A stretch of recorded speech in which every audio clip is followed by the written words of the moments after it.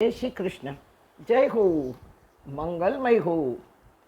પ્રેમપુરી આશ્રમમાં ગીતા ચિંતન માળાના આજ 5 દિવસના પ્રવચનોને વિરામ.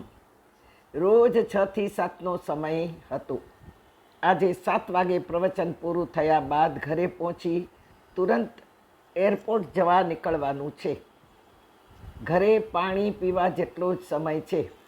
મને મારી નવાઈ લાગે છે કે પ્રભુ શું ઈચ્છે છે આ જીવ પાસે.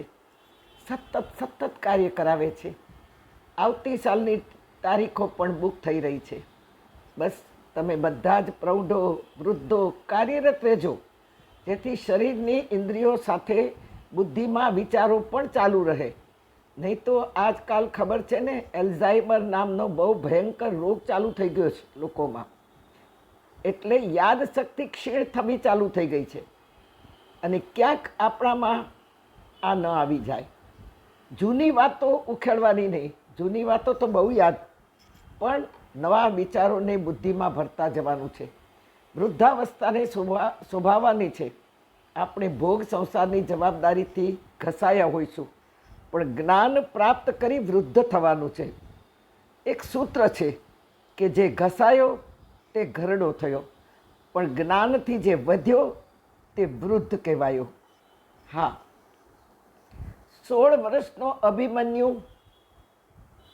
કર્તવ્ય અને કર્મથી વૃદ્ધ છે.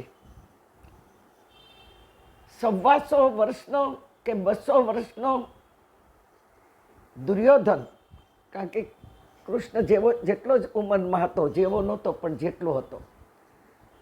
દુર્યોધન, દુશાસન તેઓ ભોગથી ઘસાયેલા, ભયંકર સ્વાર્થથી સંતપ્ત થયેલા જીવો. તેથી ન વૃદ્ધમાં કે નહીં ઘરડાપણામાં. અને ભીષ્મ જ્ઞાની હોવા છતાં પણ ભૂલ કરી બેઠા. આપણી લાયકાત નથી ભીષ્મ માટે બોલવાની, કારણ કે ભીષ્મે તો આપણને વિષ્ણુ સહસ્ત્રના દર્શન કરાવ્યા છે, પણ છતાંય એવી ભયંકર ભૂલ કરી. દ્રૌપદીના વસ્ત્રહરણ વખતે બોલ્યા નહીં તો ઠીક છે, પણ નીચું જોઈને બેઠા, એનો અર્થ હાય હા થયો. આજે ભીષ્મ, દ્રોણ, કૃપાચાર્ય, દુર્યોધન, દુશાસન જેવાના નામ પાડવા કોઈ તૈયાર નથી. કંસ કે જરાસનનું નામ ક્યાંય સંભળાતું નથી. રાવણનું નામ ક્યાંય સંભળાતું નથી. ચાલો, પણ જે જ્ઞાનથી વધ્યો તે વૃદ્ધ કહેવાયો. યુવાનો, દીકરાઓ, દીકરીઓ, વહુઓ, તમારા ઘરમાં 70 ઉપરના વૃદ્ધો બેઠા હોય, 75 વર્ષના વૃદ્ધો બેઠા હોય તો માનજો કે એ સાક્ષાત ભગવાન વિષ્ણુ સ્વરૂપમાં બેઠા છે. ભગવાન વિષ્ણુએ ભીષ્મ પિતામહને મહાભારતના યુદ્ધ બાદ દ્વારિકા જવા રવાના થતા પહેલાં ગંગા કિનારે ભીષ્મને મળવાની ઈચ્છા અર્જુનને કહી. કે અર્જુનને કહ્યું કે રથ સીધો ગંગાજીના કિનારે જ્યાં દાદા ભીષ્મ પોઢ્યા છે ત્યાં લઈ જા.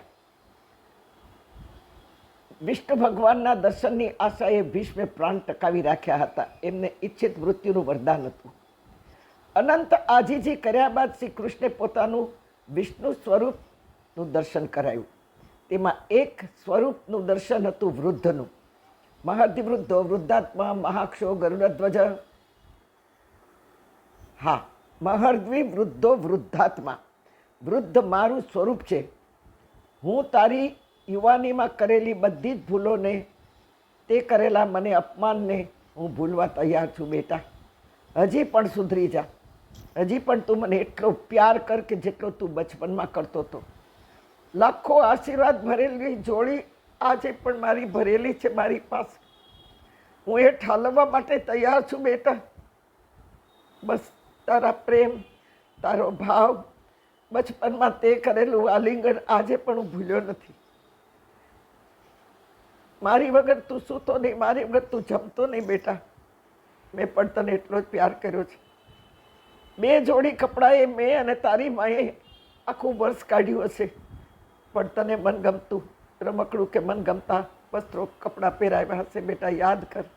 બસ થોડું પ્રાયશ્ચિત કરી લે, વધારે નહીં. થોડું જ કર, વધારે નહીં બેટા.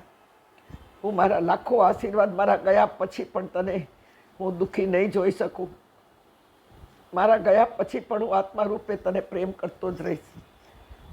બસ સમજી ગયા હશો હું શું કહેવા માગું છું.